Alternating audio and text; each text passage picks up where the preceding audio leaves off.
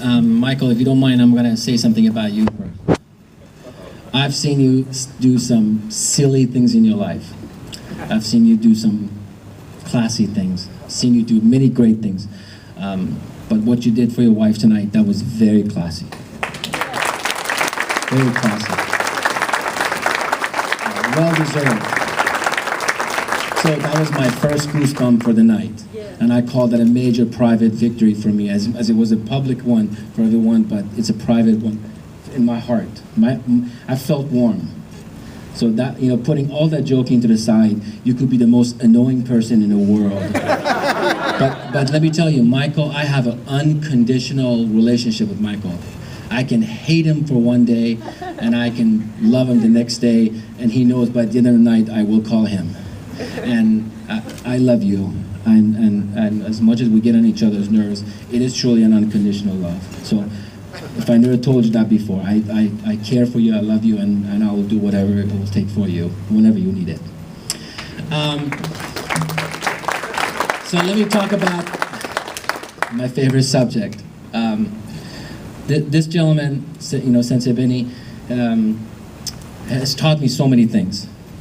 But one thing he did, he made a distinction from me between the coach, an instructor, and a teacher. He made it very clear what the difference between these three are. And for years, I used to treat all the words the same. It's kind of like, I'm Iranian, a proud Iranian, and in Persian, in Farsi, my language, we don't say, we love coffee, I love hamburgers, and I love my wife, and I love Sensei Benny. We have different words for different, you can't see, it's not the same thing, right? So same thing, I used to think teacher is a teacher, instructor, coach, personal trainer, whatever it is. Or nowadays it's trained by YouTube. But he really made that distinction for me. And I only have a few teachers, and I'm so fortunate to have three of them here tonight. So I'm going to be a little bit selfish, and I'm going to acknowledge a few people. Of course, Sensei Benny last. First one is Sifu Balicki. Sifu, will you stand up, please, as my teacher, please. Talk about, heroes will stand back. This gentleman has done so much for me, and he's a master of Filipino arts. He's a great, putting all that martial arts aside. I call a teacher someone who's got competency and character, right? It was who you are and what you can do. I can find anybody who can teach me whatever, but not a whole lot of people can teach me who I could be, right? Or could be a mirror in front of me. And so these three gentlemen have really been an example for me, again, of competency and character, okay? I've had many people who were the greatest guys in the world, but they couldn't kick themselves out of a wet bag. And I've seen many fighters who can, oh my God, they're the best in the world, but I wouldn't trust them with my wife, right? And I wouldn't trust them, I wouldn't sit down and have a conversation with them, and I've said this before. Very rarely these two come together when you have character and competency together. Anyway, so Ron, thank you for being that person for me. Second one, by far, and is Grandmaster Lee. Grandmaster Lee, can you stand up, please? I've had the honor, and I'll say it again, an honor to be able to study with this gentleman, and I've learned more about the art of being a human from this gentleman than anybody else in the world. I've learned about my own art, which I used to, I called it Hapkido, and I thought I knew it, but getting clarified about the history of Korean martial arts and seeing what harangs were and what they were, and so it's just important that I acknowledge you, sir, and I love you, and I'm so honored to have your father here, and I've had the pleasure of seeing you only a couple times, and your family, and your beautiful lady, and I know that's why you haven't been talking to me for the last couple of months. You have a great reason. I understand now. Anyway, thank you, sir, and I love you. Sensei Benny, if you don't mind, we're gonna watch something about him first, and I'm gonna talk about him. So if you don't mind, we're gonna go on.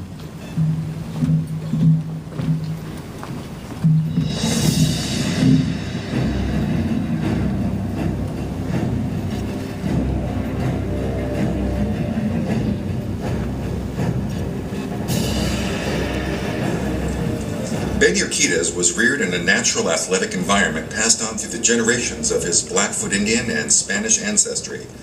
His mother was a professional wrestler and his father was a professional boxer, and his siblings are all black belts.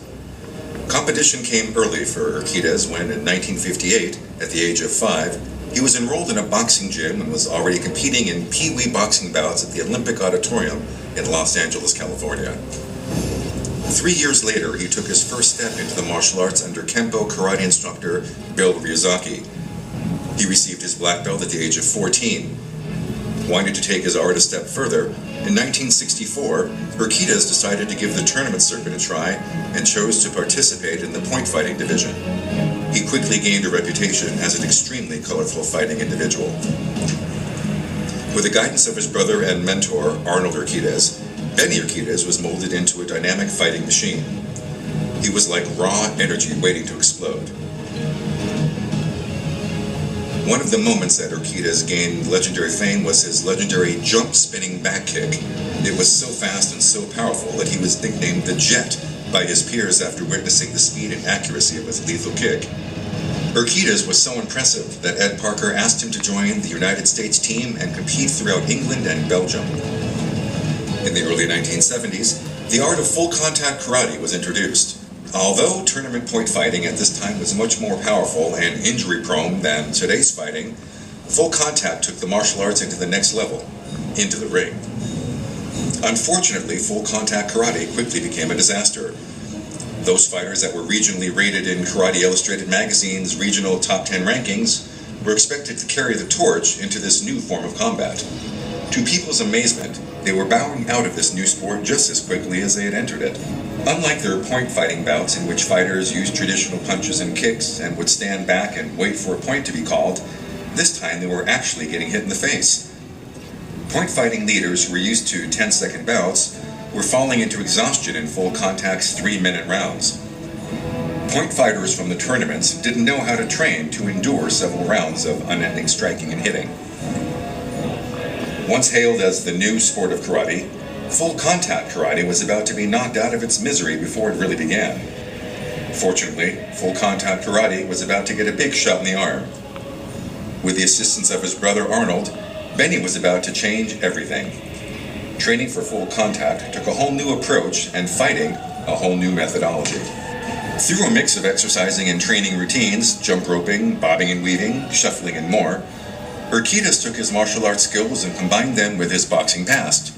Running, jumping, calisthenics, and more enhanced his speed, timing, as well as his accuracy. Full contact karate matches were a mess, and they were becoming embarrassing to watch. The audience was dwindling, and just as it was about to take its last breath, Benny stepped into the ring. Benny exploded with pure energy and began defeating the art's greatest champions.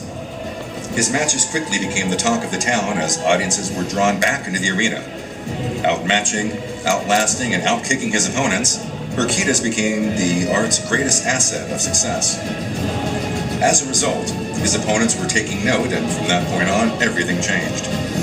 Looking towards Urquidez as their example, they began to utilize his approach to training, exercises, preparation, and movements within the ring. In time, Benny Urquidez became the greatest full-contact fighter in the history as he literally carried full contact, later called kickboxing, on his back. Becoming a world champion time and time again, Urquidez brought attention to kickboxing by traveling across the nation, then across the world. When in Japan, he astonished the audiences by defeating the nation's greatest champion. They created a comic book featuring the Jet. Altogether, Benny the Jet Urquidez competed until he was 41 years old, retiring in 1985 with one of the greatest fighting records in history. Urquidez, however, couldn't stop there. He took his fighting into the silver screen. From training some of the greatest icons in the film industry, David Lee Roth, lead singer for the group Van Halen, trained with the Jet for years and has decided to dedicate the Van Halen hit Jump to his relentless teacher. By far, Benny the Jet Urquidez is considered the greatest fighting champion in martial arts history. His stable of fighters and the creation of the Jet Center has continued the traditions of the art of kickboxing. However, it is his contribution in making successful transition from point fighting into the realm of kickboxing that changed history. Because of Benny the Jet Urquidez, the arts changed for the better and not only affected kickboxing, but affected fighting all across the world. Even today, the new Jet Center at Team Karate Centers in Woodland Hills, Urquidez continues to impact a new generation.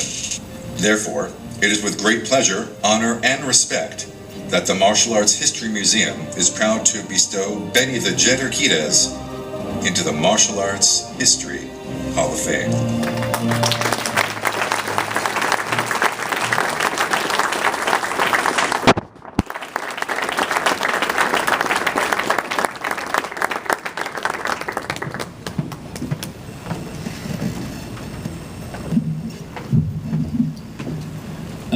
I'd like to share with you 2 lessons that Sensei has taught me.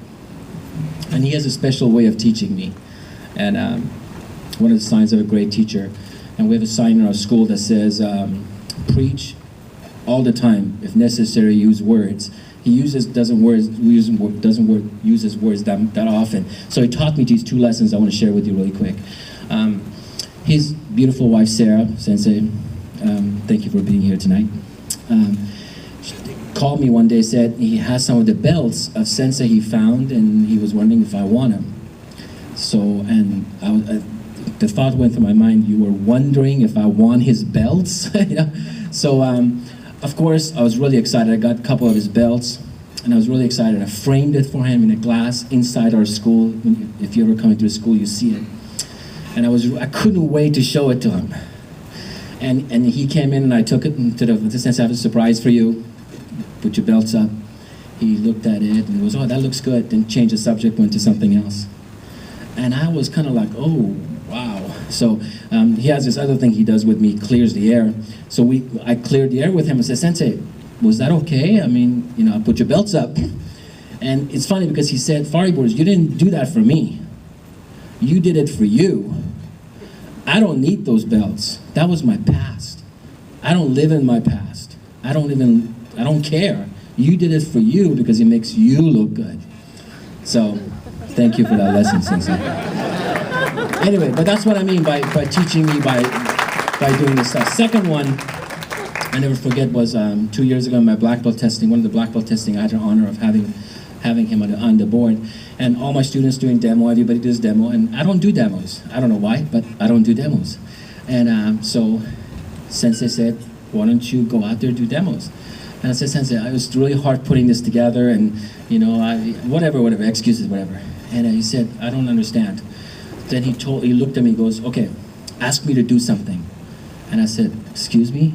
Sensei, you don't do demos. I know that. If you have ever seen that, Sensei Betty doesn't do demonstrations. Because kickboxing is not something you demonstrate. Your Kidokan is, the karate is, but he just doesn't do demos. He goes, ask me to do something. And I said, Sensei, would you do a demo? He goes, pick who wants to fall for me. And he had a couple of his guys there, and I said, whoever. And he picked them up, goes out there, and does a demonstration in front of people with no rehearsal. And everybody's going crazy, and I'm like filming it and all this. And I come back, and he comes back and sit down, and looks at me, and goes, that was your lesson. And I said, I was like, Sensei, tell me more. He goes, we do this for passion. We do this because it's our love. I share my art with people. That was not a demo, that was your lesson. We're out there, we're ready to do it at any time, anywhere, doesn't matter what it takes. So thank you for that second lesson. My way of paying back to him a couple weeks ago, I walked up to him, he wanted to do a demo, and the person who was gonna fall for him didn't show up, thank God. And I offered myself, and I said, Sensei, I will fall for you. And that was the greatest honor. Thank you for that third lesson. So, anyway, so I have this great honor. This statue won't do anything. You have many of these, many bells and many statues from my work, but this comes from the bottom of my heart, and I'm sure everybody here, sir, this is for you.